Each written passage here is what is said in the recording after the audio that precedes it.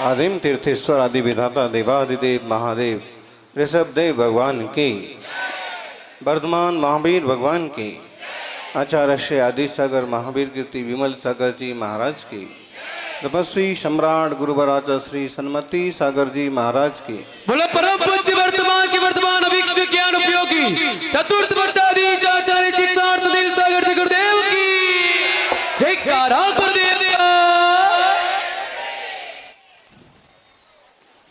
जिसके जैसे संस्कार होते हैं वो इंसान वैसी कहानी रचता है। जिसके जैसे संस्कार होते हैं वो इंसान वैसी कहानी रचता है। कोई परिंदों के लिए बंदूक रखता है तो कोई परिंदों के लिए पानी रखता है। कोई जानवरों के लिए तलवार रखता है तो कोई जानवरों के लिए पानी रखता है। आज हम सबका तो बहुत सौभाग्य है कि मंगलमय सिद्ध चक्र की आराधना में बैठे हैं और 128 अर्घ चढ़ाए। आज लगभग 108 तरह के पापों के प्रायश्चित वाली बात विधान में आई। दिन भर में हमसे जो दोष होते हैं उसमें 108 तरह से पाप हो जाते हैं। इसलिए माला में मन के भी 108 होते हैं। हमारे जो भी पाप होते हैं, जो भी दोष होते हैं, वह कृत कारित अनुमोदना समरंभ समारंभ आरंभ मन वचन काय क्रोध मान माया लोभ इन सबको मल्टीप्लाई कर दो। 3 में 3 का गुणा किया 9 में 3 का गुणा किया 27 में 4 का गुणा किया 108। मतलब हम कितना भी बचे दिन में हमारी मन वचन काय कृत कार्य अनुमोदना समरंभ समारंभ आरंभ क्रोध मान माया लोभ से कोई ना कोई पाप हो जाता है। लेकिन फिर भी हम लोग इतने समझदार हैं कि शाम सुबह बैठ कर के भगवान का ध्यान करते हैं, याद करते हैं, नाम जपते हैं और क्षमा मांगते हैं। और साथ में प्रतिक्रमण भी करते हैं कि अगर किसी जीव के प्रति कोई हमारा अपराध बन गया है तो वो जीव मुझे क्षमा करें। मिच्छामि दुक्कडम क्षमस्व। लेकिन इस दुनिया में कुछ ऐसे लोग भी हैं जिनमें करुणा का नामो निशान भी नहीं पाया जाता। दुनिया में लोग ऐसे भी हैं जिनमें करुणा का बिंदु भी मुश्किल है, जिनके जीवन में करुणा अहिंसा दया जैसी चीज की उपलब्धि ढूंढना बहुत मुश्किल है। और ऐसे ही एक कौम का आज के दिन त्योहार है, पर्व है। ऐसे पर्व कहो कि पाप कहो जिसमें हजारों जानवरों की लाखों जानवरों की हिंसा होगी, करोड़ों जानवरों को मौत के घाट उतार दिया जाता है। उसे त्योहार माना जाता है, खुशियां मनाई जाती हैं कि मातम मनाना चाहिए। मिलेच्छों का त्योहार मिलेच्छों जैसा ही होता है। और जब ये दिन आता है तो मेरा दिमाग बहुत पहले से खराब हो जाता है कि हम लोग चिट्ठी की भी रक्षा करने वाले लोग हैं। हमारे देश में जहां जानबूझ के चींटी को भी नहीं मारा जाता है, अपनी रक्षा के लिए युद्ध हो जाएंगे, युद्ध कर आएंगे, वो बात अलग है। देश की रक्षा के लिए सीमा पर लड़ाएंगे, औरों को मार आएंगे, वो बात भी अलग है। लेकिन जानबूझ के तो चींटी को मारना भी ठीक नहीं समझा जाता है। सीमा पर रहने वाले सैनिक भी जानबूझ के किसी को नहीं मारते कूटते, बल्कि पाकिस्तान का कोई बच्चा भी आ जाए तो उसको सुरक्षित करते हैं, वापस भेजते हैं। हमारी संस्कृति बहुत बड़ी, बहुत प्राचीन, अहिंसक, दयालु, कृपापूर्ण है। लेकिन एक विकृति सारी दुनिया में त्योहार के नाम पर।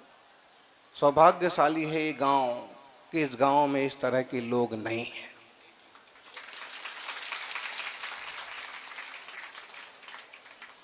क्योंकि उन लोगों में भी थोड़े से समझदार लोग पाए जाते हैं, बाकी ज्यादातर कटमुल्ले जो भी है।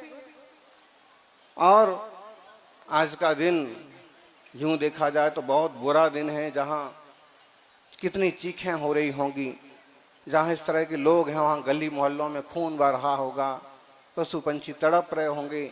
अगर वहां गौ रक्षक समाज नहीं है तो गौ वंश का भी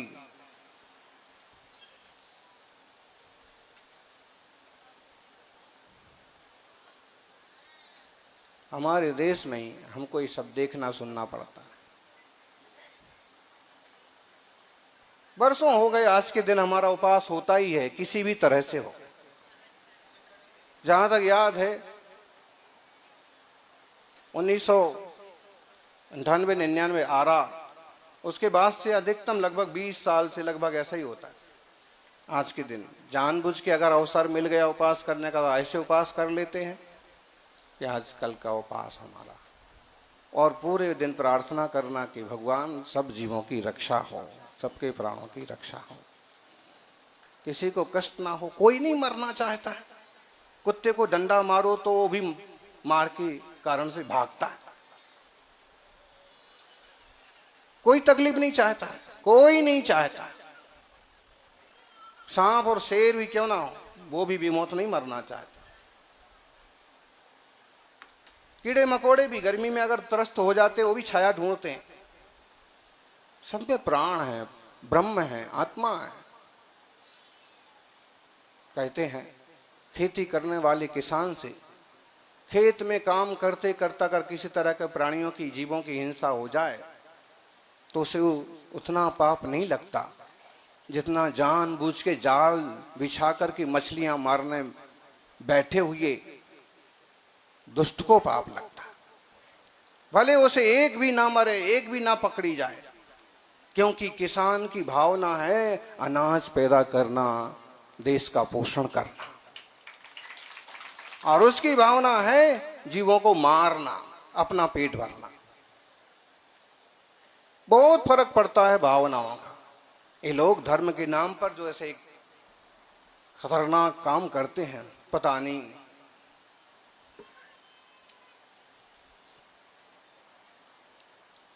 हमारे प्राचीन शास्त्रों में लिखा है कि सुमेरु पर्वत के बराबर सोना दान करना। कितना बड़ा, शांति कुमार जी, इतना बड़ा पर्वत तो यहाँ कहीं है ही नहीं, लेकिन अपन फिर भी कहो कि गिरनार जैसा पहाड़, शिखर जी जैसा पहाड़, श्रवण बेलगोल जैसा बड़ा पहाड़, बड़े पहाड़ जितना सोना दान करना और एक जीव की रक्षा करना, बोले दोनों में बराबर पुण्य है। एक गाय की, एक पंछी की सुरक्षा, रक्षा करना, प्राण रक्षा करना और इतना सोना दान करना। मतलब ये हुआ कि अगर गौशाला में कोई लोग ट्रस्टी बनते हैं, कोई लोग दान करते हैं और एक पशु, एक पंछी, एक गौ की भी रक्षा होती है तो उनको इतना सोने दान करने जैसा पुण्य लगेगा। देखिए मारोट है एक गांव, दिल्ली के पास, युवाओं ने एक संस्था और बनाई कि जहां पर इस टाइप के त्योहारों में से बचाए गए बकरों को रखा जाता है। कुछ लोग ऐसे होते हैं कि खरीद खरीद के मारते हैं, और कुछ दयालु ऐसे लोग होते हैं कि जो खरीद खरीद के उनकी रक्षा के लिए बड़े बाड़े में जाके इकट्ठा करके रखते हैं, उनकी जिंदगी भर खाने पीने की व्यवस्था करते हैं जब तक खुद उनकी मौत ना आ जाए। कितना अंतर है हमारी संस्कृति में और गैरों की संस्कृति में। बोले अगर ना मारेंगे तो वो तो बहुत बढ़ जाएंगे, और अगर यही बात इन लोगों पर ही लागू कर दी जाए कि ना मारेंगे तो तुम भी तो बहुत बढ़ जाओगे। लेकिन हम तो अहिंसक लोग हैं, हम लोग कभी ऐसी बात बोलते भी नहीं हैं। हम सोचते, हम जानते हैं कि सब में प्राण है, सब में जीव है, सब जियो, लेकिन ऐसे जियो कि किसी और को तकलीफ पैदा ना हो।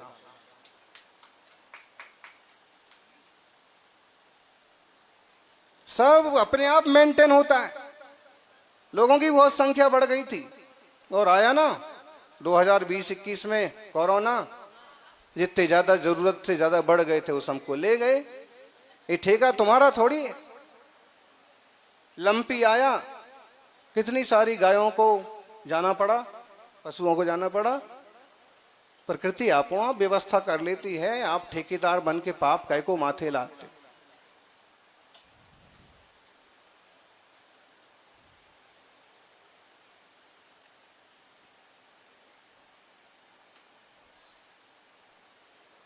यहाँ तो लोग परिंदों के लिए पानी रखते हैं, प्यासे पंछी गर्मी में पानी पिएंगे, प्राण बचेंगे।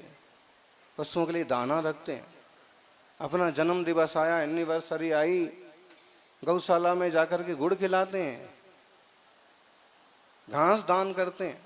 ऐसे लोग हैं। और कहाँ इस टाइप के भी लोग हैं, त्योहार के नाम पर मौत के घाट उतारते। थोड़े से वहाँ भी बुद्धिमान हैं, शायद वो बुद्धिमान लोग कुछ ऐसा काम करें कि इस टाइप चीज़ों पर लगाम लगे और धर्म को सही रूप में समझा जाए। दया धर्म का मूल है, पाप मूल अभिमान, तुलसी दया न छोड़िए, जब लग घटमा प्राण। रामचरितमानस का श्लोक है, ये दोहा है। और परहित सरिस धर्म नहीं भाई, पर पीड़ा सम नहीं अधमाई।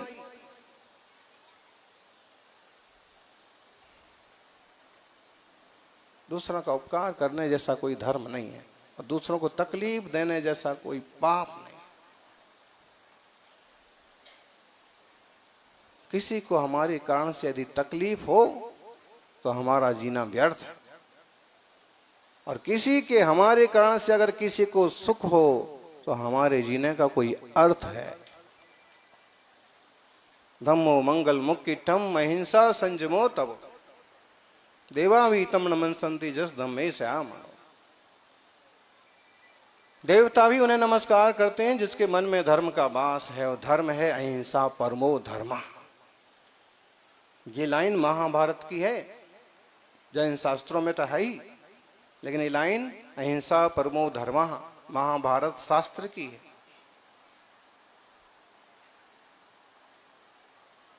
जो भी है, इलाज क्या है यही समझ में नहीं आता।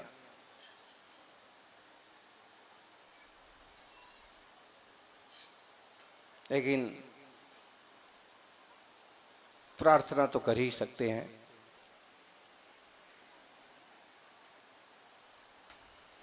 सिखों के एक गुरु हुए हैं नानक, उन्होंने लिखा गुरु ग्रंथ साहिब में, जो रत लागे कापड़ा जामा होए पलीत, तो रत लागे मानुसा तो क्यों निर्मल चीत।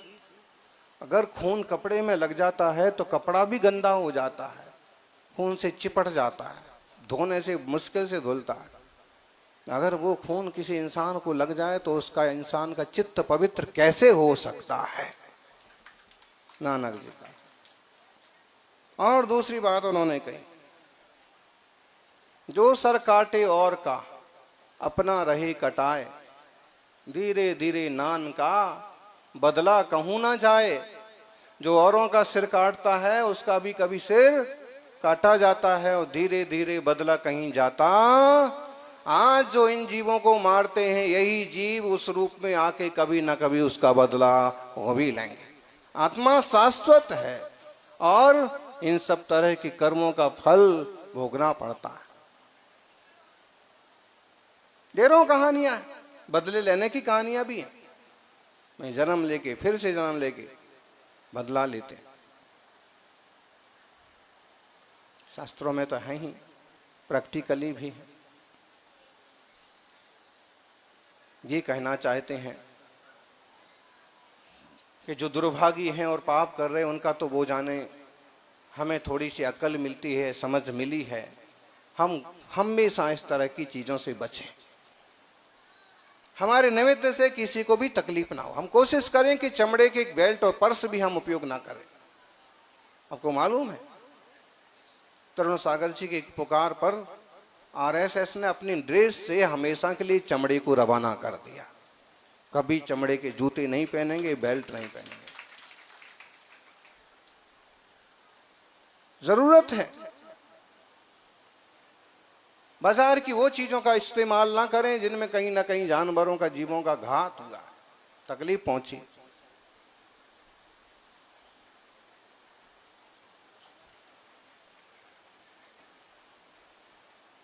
बकरी पाती खात है ताकि मोटी खाल, जो नर बकरी खात हैं उनका क्या हो हाल।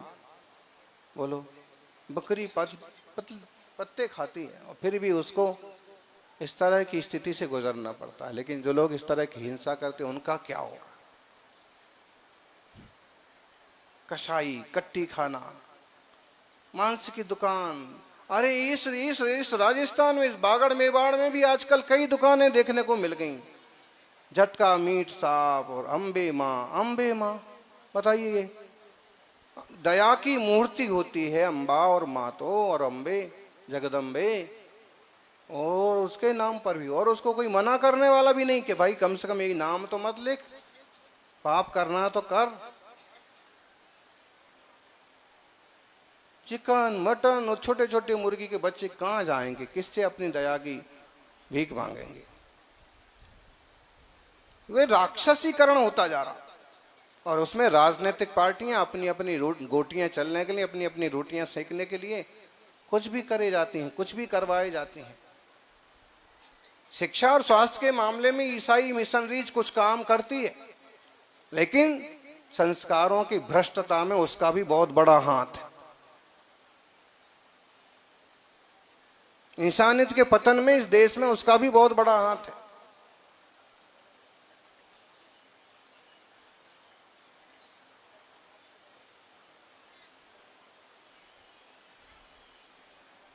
क्या कहें, संसार है, ऐसे ही चलता है। आज पूरा मानस था हमारा कि उपवास करना है, लेकिन संघ के साधु, श्रावक, मुश्किल है उपवास करने, क्योंकि वो सब भी फिर हम भी करेंगे। फिर हमने एक दूसरी तरफ देखा कि टेम्परेचर तो 45 हो रहा है, 46 हो रहा है, क्या करें?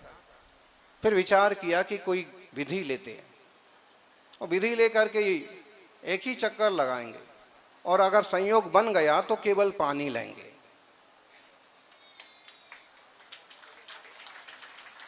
भले विधि दूध की थी, लेकिन दूध अगर पहुंचते अगर तो दूध तो नहीं ही, दूध, मिठाई, ये कुछ भी नहीं लिया जाता, क्योंकि जिनसे दूध निकलता है वही खतरे में पड़े हुए हैं।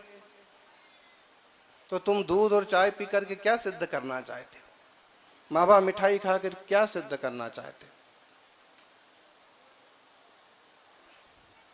बहुत लोग होंगे आज दूध नहीं लेंगे, मिठाई नहीं लेंगे, खाना नहीं खाएंगे, सिर्फ पानी पर समय गुजारेंगे, प्रार्थना करेंगे, जाप करेंगे, हैं? और अगर सक्षम हैं तो सीधा सीधा विरोध भी करो, लेकिन मुश्किल है।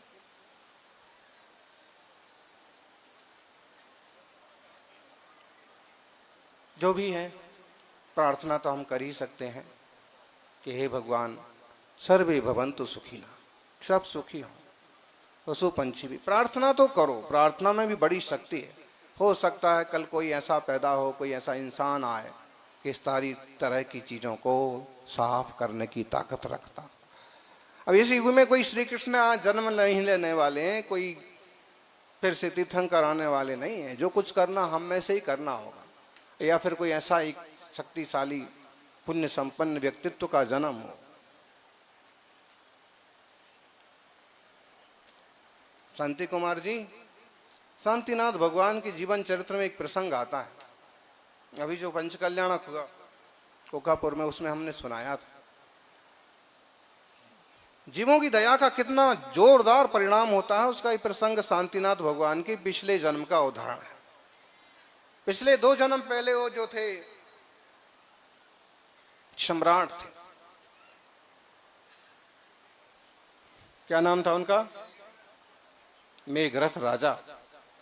और मेघरथ राजा के दरबार में अचानक से एक कबूतर आता है और कहता है मेरी रक्षा करो, मेरी रक्षा करो। ये कहानी बहुत फेमस है, किताबों में छपी हुई है।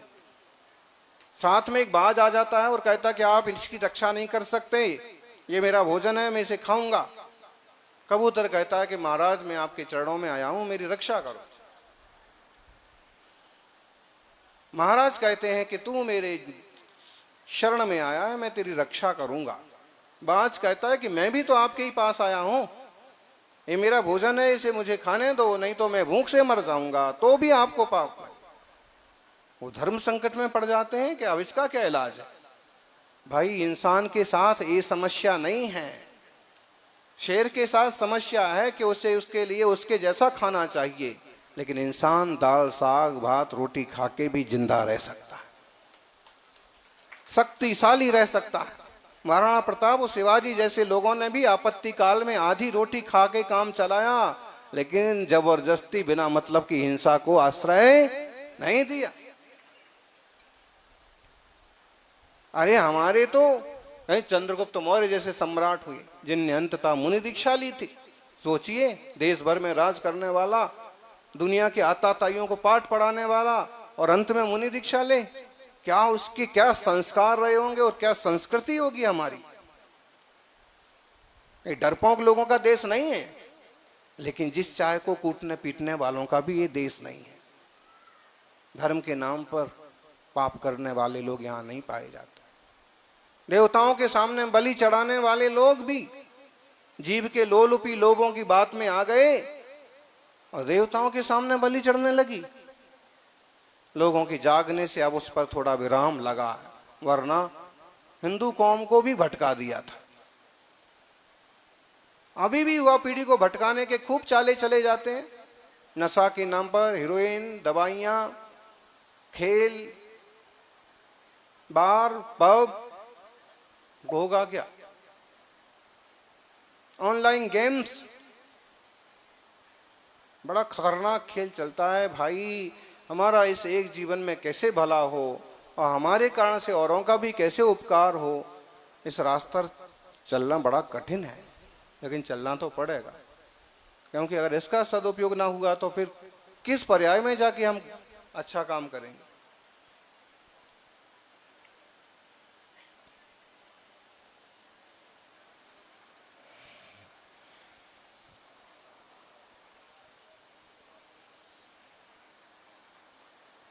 मेघरथ राजा संकट में पड़ गए।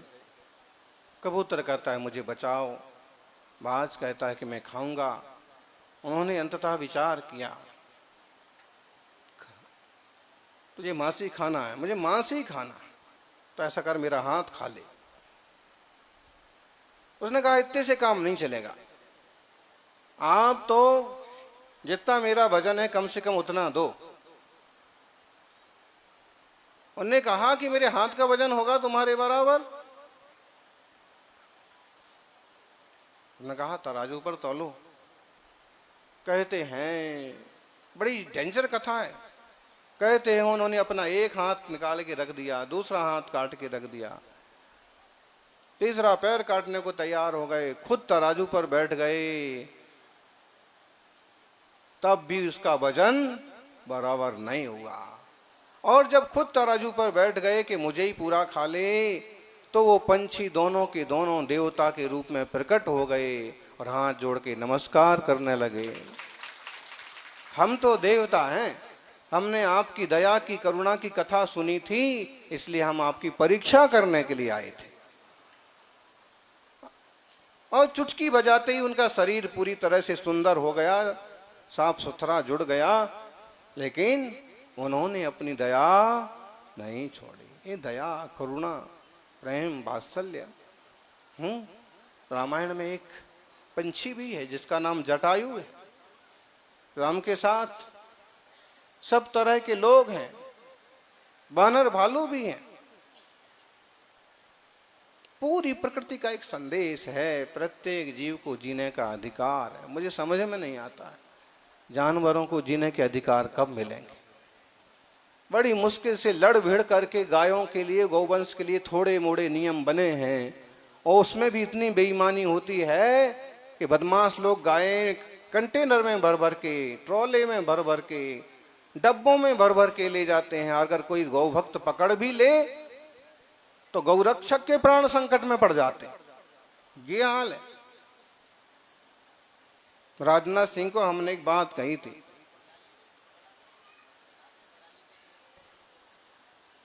हाँ, राजनाथ सिंह को हमने लाल किले पर प्रवचन के दौरान महावीर जयंती पर उनका आना हुआ, तो हमने एक बात कही थी कि मोदी जी को कहो कि पहले कार्यकाल में अच्छे काम हो गए, दूसरे में भी अच्छे हो गए, राम मंदिर बन गया, अब इस कार्यकाल में पूर्ण रूप से गौवंश हत्याबंदी, पशु हत्याबंदी पर कानून बन जाए, हमेशा के लिए इस चीज से छुट्टी मिले। फोटो तो ठीक है, सबके लगे रहते हैं, लेकिन हमको बताया। और अगर इस सौभाग्यशाली जीव का कभी पुण्य का योग हुआ तो इस सरकार में ऐसा कानून बन भी सकता है। जरूरी है। लातों के भूत बातों से नहीं मानते। कानून बने हो, कानून के साथ जनता को भी अधिकार मिले, गौरक्षकों को भी अधिकार मिले। हम लोग इधर तरफ जा रहे थे, बड़ाली में कुछ बजरंग दल वालों ने और गौरक्षक दलों ने स्वागत किया। वो युवक साथ में चलने लगे और साथ में चलते चलते उन्होंने बताया कि पिछले दिनों हम उन लोगों ने कुछ गायें पकड़ी थी, मार कूट हुई, सामने वालों को भी चोट आई और हमें भी चोट आई, लेकिन हमको पुलिस वालों ने जेल में बंद कर दिया। कितने दिन के लिए? 15-17 दिन हो गए, हम जेल से अब छूट के आए।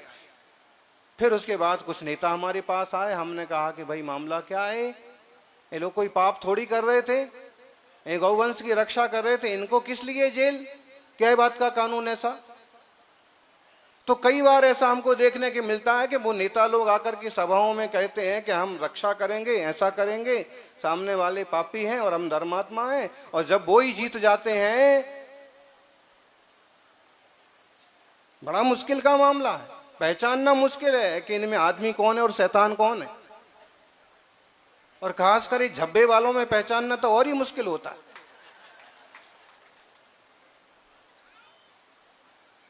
तो उन लोगों ने हमसे कहा, महाराज जी बात तो आप ठीक कह रहे हैं, लेकिन क्या करें, कानून ऐसा है, ये है वो है।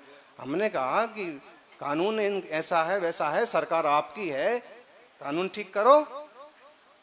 रक्षा करने वाले को, वो कहानी सबको याद होगी जिसमें गौतम बुद्ध बचपन में सिद्धार्थ और उनके भाई देवदत्त एक हंस का शिकार करते, एक पंछी को बाण मारते हैं, पंछी जमीन पर गिर जाता है, सिद्धार्थ उसे उठा करके बाण निकालते हैं, मरहम लगाते हैं, प्यार करते हैं। देवदत्त झगड़ा करता है, अंततः राजा के पास न्याय पहुंचता है। राजा कहते हैं कि भाई मारने वाले से बचाने वाला बड़ा होता है। देवदत्त तुमने तो मारने की कोशिश की, सिद्धार्थ ने बचाने की कोशिश की। ये हमारी संस्कृति, संस्कार। श्री राम के पूर्वजों में एक बड़े ख्याति लब्ध महापुरुष हुए राजा दिलीप। कालिदास का ये महाकाव्य है रघुवंशम, कभी इसका स्वाध्याय करो। हमारे तो स्कूल की पढ़ाई में था, 9वीं 10वीं क्लास में स्कूल की पढ़ाई मतलब संस्कृत विद्यालय वाली पढ़ाई, बनारस के संपूर्णानंद संस्कृत विद्यालय की पढ़ाई में था। स्कूल की पढ़ाई अलग और संस्कृत की पढ़ाई अलग और धर्म की पढ़ाई अलग। हर साल 3 परीक्षाएं होती थी हमारी। आपकी कितनी होती हैं? उसमें था, हमने उसको अच्छे से पढ़ा। राजा दिलीप गाय के लिए, कामधेनु गाय के लिए शेर से भिड़ जाते हैं। शेर कहता है कि मैं गाय को खाऊंगा, राजा कहते हैं कि आप गाय को नहीं खा सकते, जब तक मैं जीवित हूं मैं तुम्हें खा जाऊंगा। उन्होंने कहा कि आप मुझे खा सकते हो। और जब वो अपने को समर्पित करने के लिए तैयार हो गए तो देवता असली रूप में आ गया और उन्होंने कहा कि मैं तो देवता हूं, मैं आपकी परीक्षा के लिए आया था कि आप कितने बड़े गौ भक्त हैं, कितने दयालु इंसान हैं और कितने जीवों की रक्षा करने का भाव रखते हैं। ये संस्कार है भाई, ये संस्कृति है। कैसे समझाया जाए इन लोगों को कि हिंसा तो कहीं भी हो, कभी भी हो, कैसे भी हो, पाप ही है। ये बात अलग है कि श्रावकों के लिए, गृहस्थों के लिए, अपनी रक्षा के लिए, अपने देश और समाज की रक्षा के लिए हथियार उठाना पड़ता है, वो उसकी विरोधी हिंसा है। उसे हम शुद्ध पाप नहीं कह सकते, वो अपनी रक्षा के लिए खड़ा है, इसलिए उसे मर्यादा है। और हमारे यहां तो युद्ध में भी मर्यादा थी। सूर्यास्त हो गया, युद्ध खत्म। वो मजेदार किस्सा है ना। जयद्रथ कहता है, प्रतिज्ञा कर लेते हैं अर्जुन, जब तक सूर्यास्त नहीं हो जाता है तब तक मैं जयद्रथ को मारूंगा, और अगर ना मार पाया तो बोलो। माहौल ही ऐसा था। क्या यही है ना कहानी? महाभारत किस किसने देखी, किस किसने करी?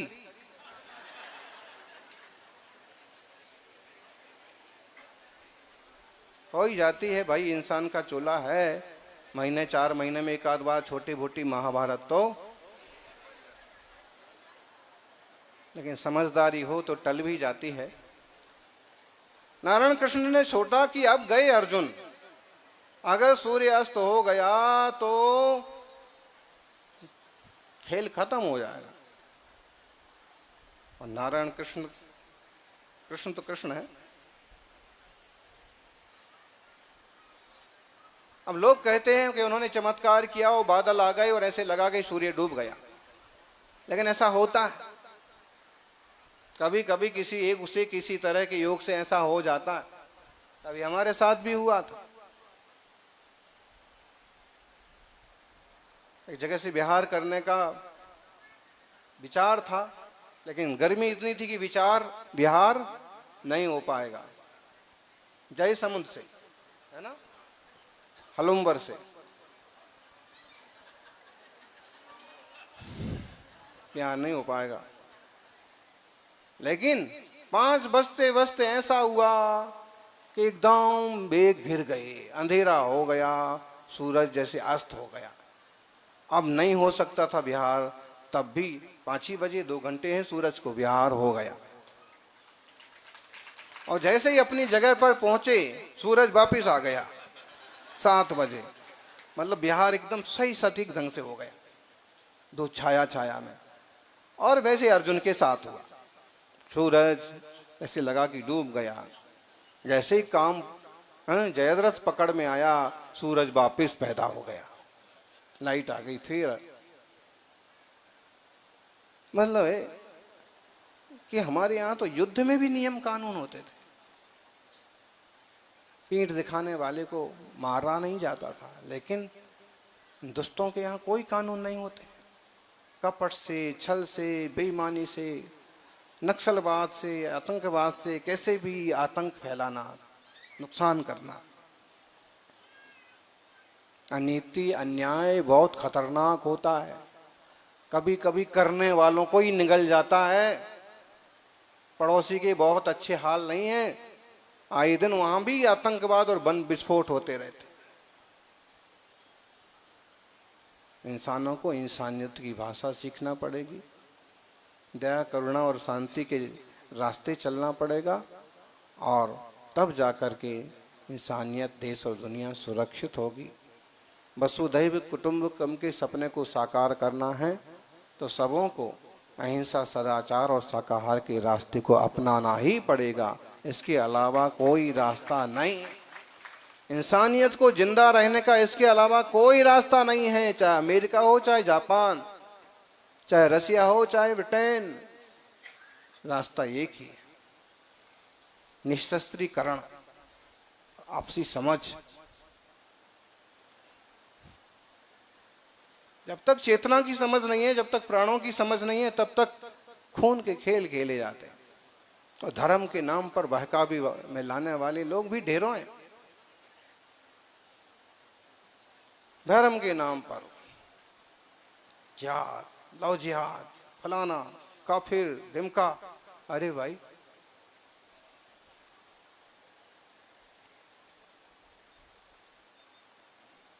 मार्ग को समझो। सब में प्राण है, सब में प्रभु है, सब में खुदा है, सब में खुद है। अपन सभी श्रेष्ठ मार्ग पर चलें और आज जैसे भगवान की आराधना की है, ऐसे प्रशस्त परिणामों से जिंदगी को आगे बढ़ाते रहें। जितना बन सके उपकार करने का प्रयास करें।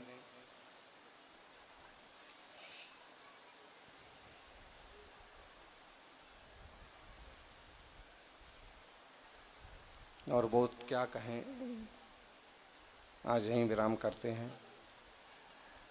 जय बोलिए अहिंसामयी विश्व धर्म की।